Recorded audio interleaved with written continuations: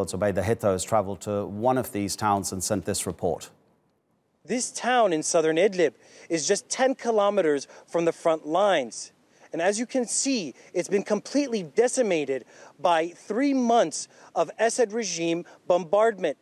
The locals here have recorded more than 500 airstrikes and more than 150 barrel bomb attacks, as well as over 450 artillery and rocket attacks. And as you can see, the destruction left behind by these attacks is completely unimaginable. The situation here is indescribable. The locals have recorded at least 7 mosques that have been partially or completely destroyed. This gentleman here is going to tell us about what happened here in his shop and why he's returned to check on it despite everything being destroyed.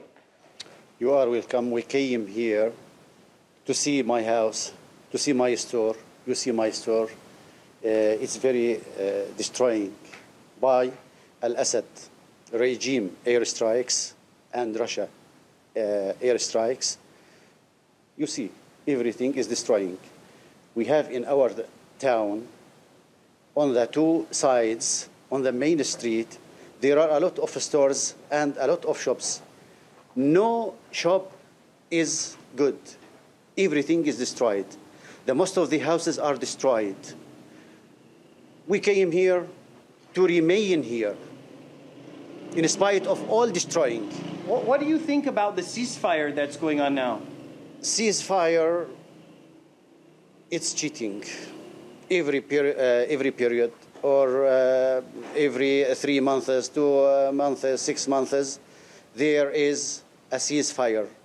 But on the real life, no ceasefire.